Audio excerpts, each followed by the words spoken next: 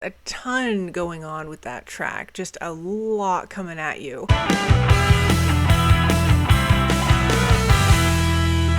Hello everyone and welcome back to my channel. I am Molly and in this video I'm going to be listening to the album Angel Dust from the band Faith No More. This album has for the longest time now been recommended time and time again down in the comments. You guys all want me to check this one out, so I'm really excited to hear it. I've never heard anything from Faith No More before, so this is going to be a completely new experience for me sonically. I have heard Mr. Bungle's self-titled album, which is another project of Mike Patton's, and that one was wild to listen to. So yeah, I am just really intrigued to hear Faith No More's music, so let's dive right on into my reaction to Angel Dust. Alright, so getting things started with track 1, we have Land of Sunshine.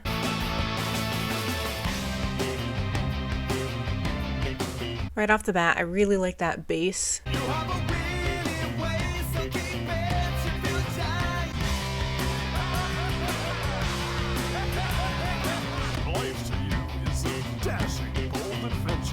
The stuff that they're doing with the vocals, like how they're changing it up a little bit and they're throwing that laughing in, is kind of reminiscent of Mr. Bungle. Here's how to order. There's definitely a lot of elements going on at once on this track. It kind of sounds like a whirlwind of sound going on in your head.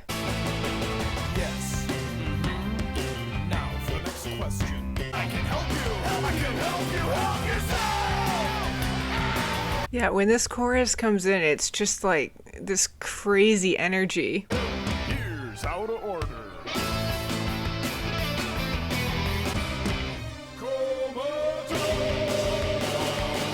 And now that almost sounds like an organ-like instrument going on in the background too.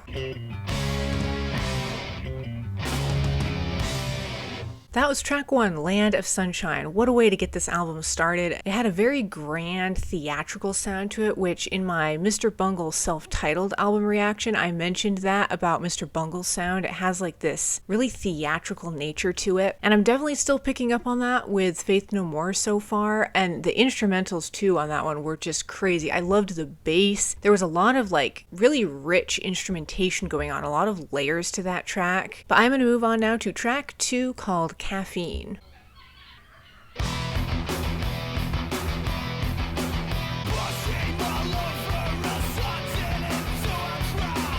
Okay, this song's different. Yeah, at the beginning there, I didn't even know if that was Mike Patton at first. His voice was so dark and growly sounding.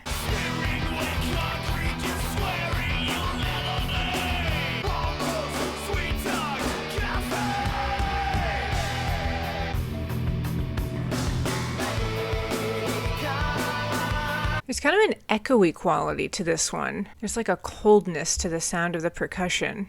But it's so easy for you. I like this part. It's so eerie.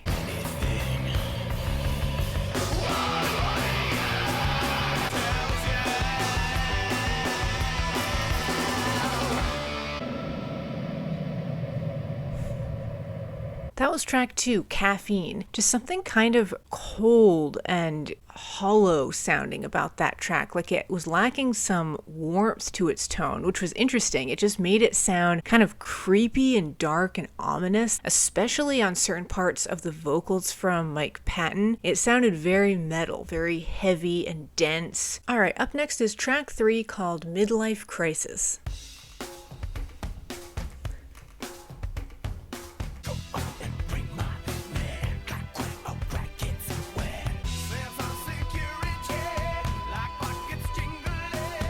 Again, we have kind of a different sound on this one.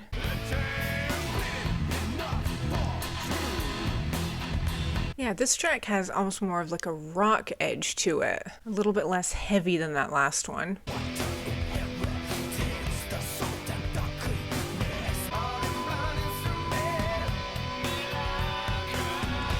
I'm really enjoying how smooth this track is. Like there's some background instrumentals that just have a really clean, clear tone to them. But then you pair it with his vocals, which are a little bit more quirky sounding, and I really like that contrast between the two.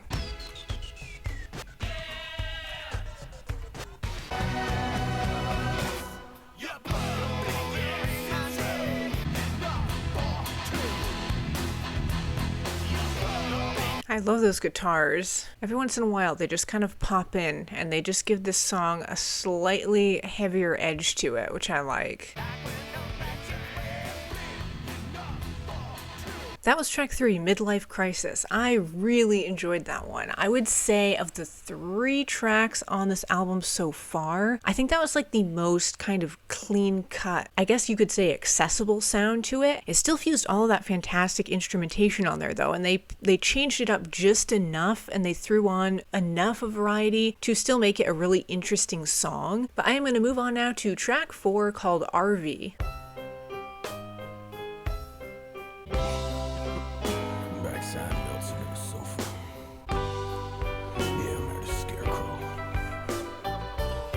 I'm not really sure what to make of this song. Everybody's staring at me.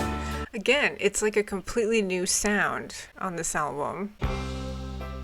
Someone taps me on the shoulder every 5 minutes. His vocal delivery is really interesting on this one too. It's really low and it's almost like he's just talking.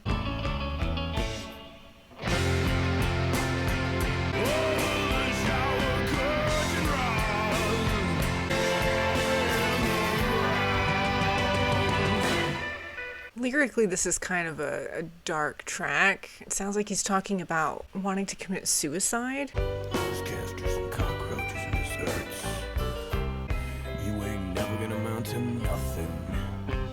That was track 4, RV. Again, it sounded like a different person. It's amazing that, as far as I know, I think it's all Mike Patton doing the vocals on this album, and the variety of ways he can change up his voice and make it sound is just really, really impressive. And I also really enjoyed kind of like this laid-back, beachy atmosphere to the instrumentals, but then the lyrics were really depressing actually. It kind of sounded like someone who just was very bored and sick of their life and kind of wanting to put an end to it. That was kind of what I was picking up on. Alright, up next we have track 5 called Smaller and Smaller.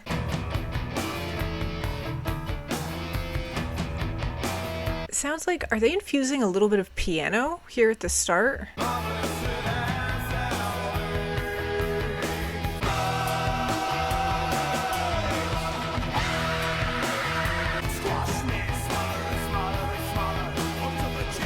Man, I really am loving this one. It has a fantastic, just, I guess, heaviness to it is the best way I can describe it.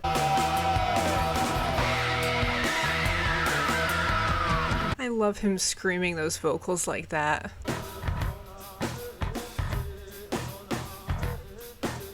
Alright, this is a little bit different. They're kind of changing it up a bit.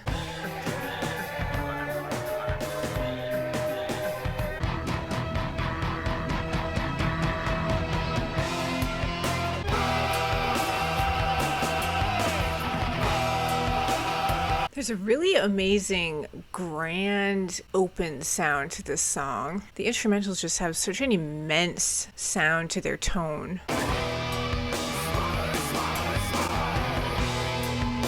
And then the lyrics are smaller and smaller and smaller, which is interesting. It's like the opposite of the way the song sounds.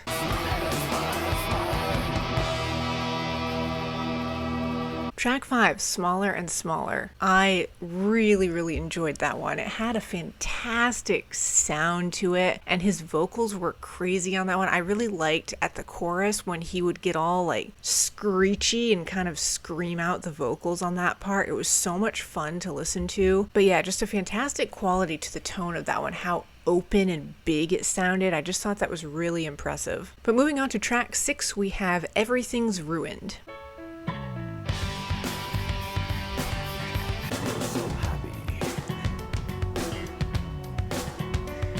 Again, I love the infusion of this piano. They somehow make it work despite having more of a rock sound, I guess. You wouldn't think to pair the two.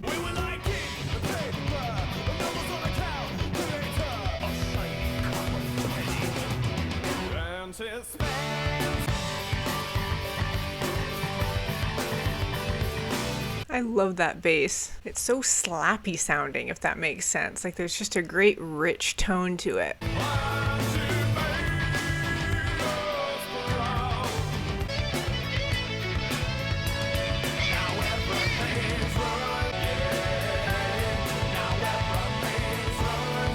Yeah, there's kind of a light tone coming in toward the end of this track.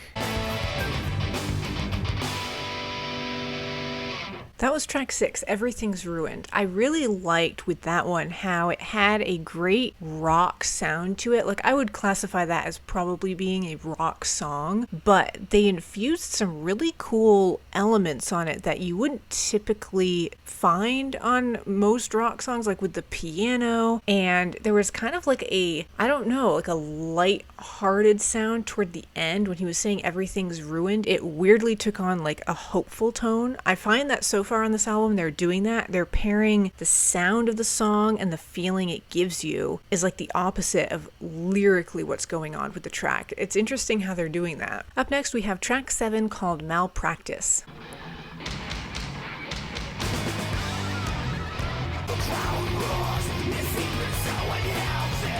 Alright, this one's off to a very heavy dense start, kind of industrial sounding.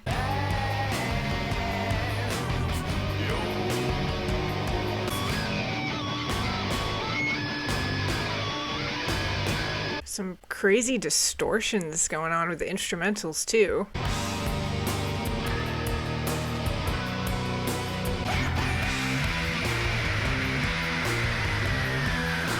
More crazy screams from him.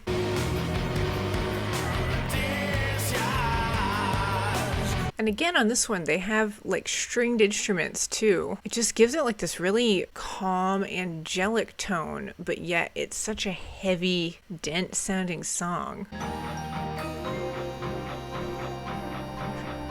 And now this song just completely changed.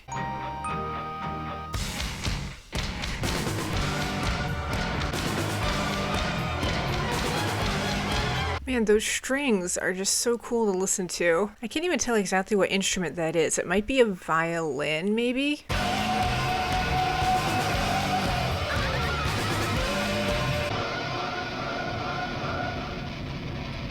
That was track 7, Malpractice. A ton going on with that track. Just a lot coming at you. I loved how incredibly dense and heavy that one was, especially at the start. It had a great industrial sound to it. And then with the stringed instruments too in the background, and then the little interlude where it sounded like a music box playing, that was a lot more calm. It just provided such a fascinating contrast with that heavy sound. But up next we have track 8 called Kindergarten.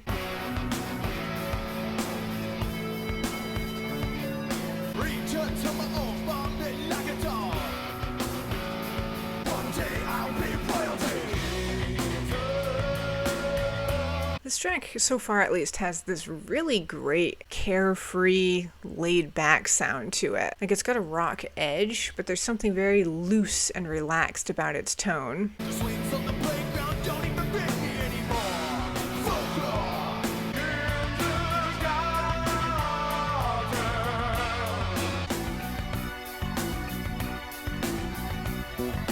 Man, this part is groovy as hell. I love the bass, and then you've got the, again, that kind of organ-like sounding instrument too.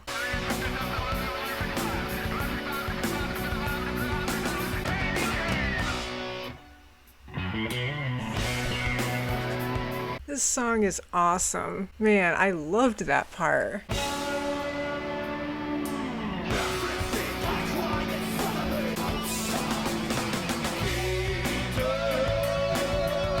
And again, it's like in the background here, it sounds like there's some sort of orchestral quality, but then you've got these fantastic guitars and that rock sound, which is more up front.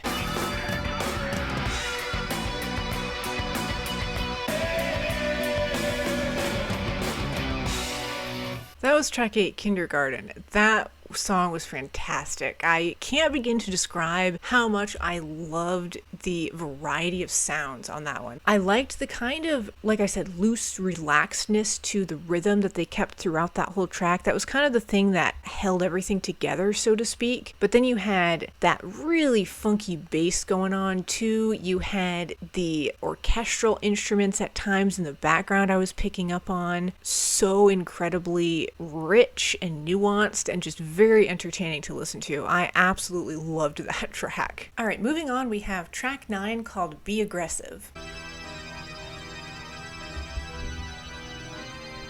All right, we have more organ here at the start.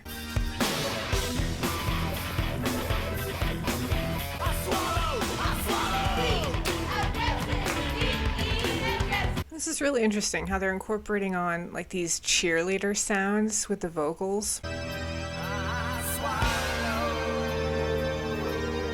And then again with the organ, it's just like a combo of sounds that you just would never think to pair them, but they work.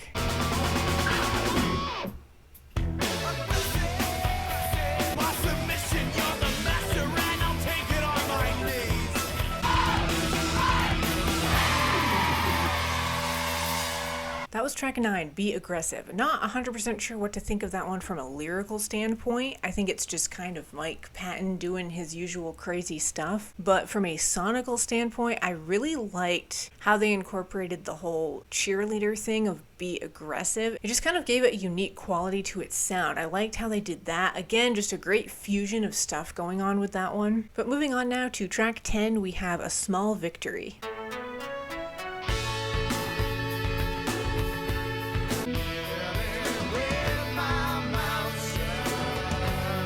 You see what I mean? Like at the start of this track too, I'm picking up on that. It's just kind of a great relaxed quality. Like it's got that great delivery from the guitar and the rest of the instrumentals too, but they're keeping it so light at the same time.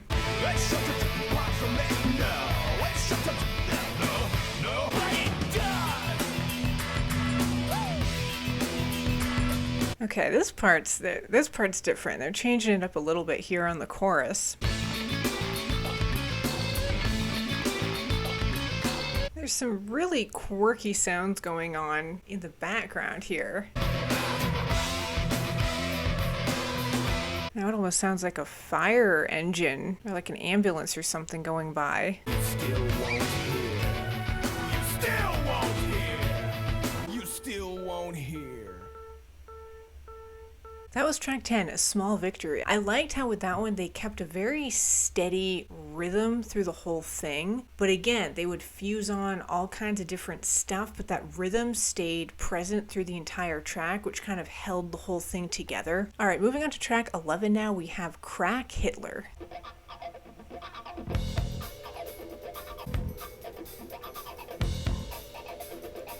We kind of have that fire engine sound again on this one.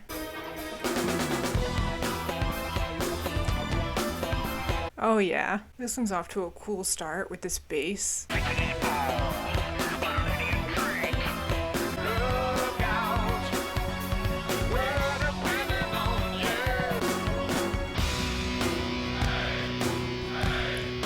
This track is actually giving me some Mutter by Rammstein vibes with its sound. I don't know, just tonally it's reminding me of that album a little bit.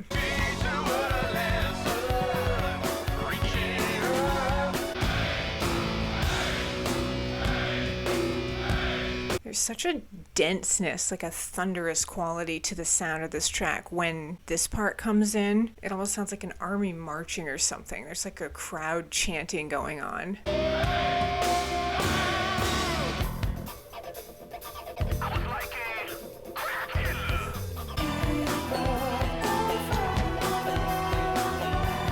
All right, now they're throwing on some new vocal styles here.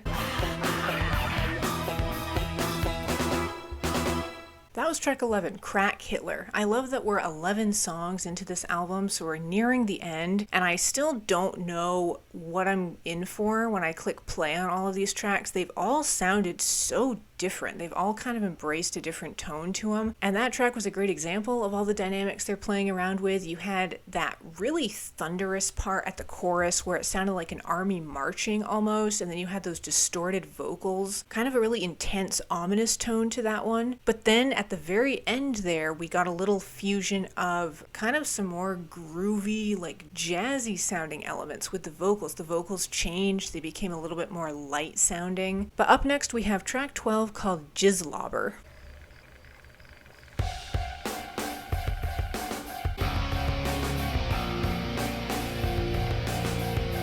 Man, I love the tone of that guitar.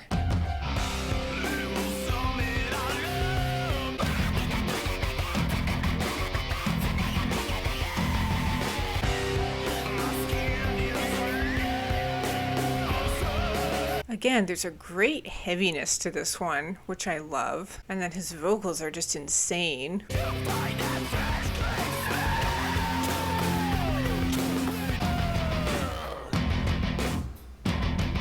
Oh yeah, I love this part.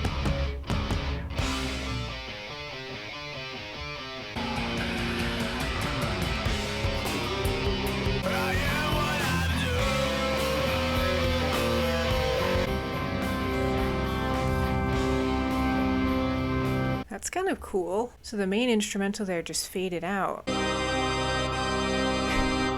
And now we have this organ music coming in.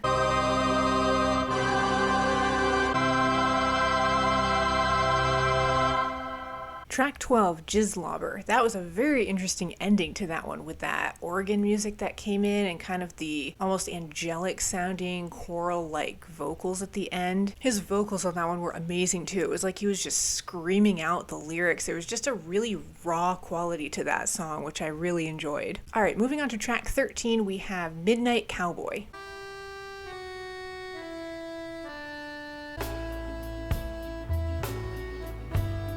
We've got some nice accordion here at the start.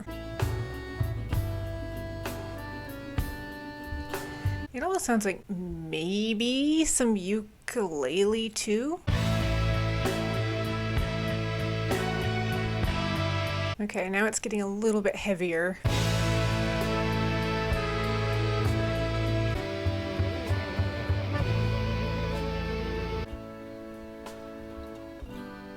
Track 13, Midnight Cowboy. I guess that was an all-instrumental one. We didn't have any vocals on that song at all. It started off sounding really kind of warm and intimate, almost like you're hearing someone perform at like a coffee shop or something, just kind of a more closed-in sound to it. And then toward the middle of that song, it got a little bit heavier. It was like it expanded more with its sound. And then toward the end, it's like it shrunk back down again, and it kind of took on that more closed-in sound again. But I am going to move on now to the last track on Angel Dust, which is track 14 called Easy.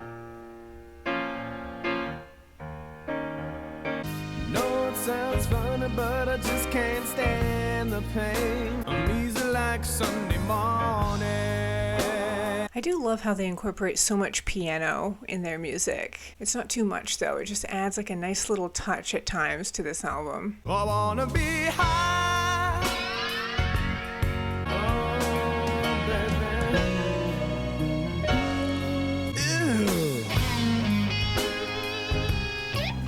They always throw in some quirk on all of their songs that just makes it so entertaining.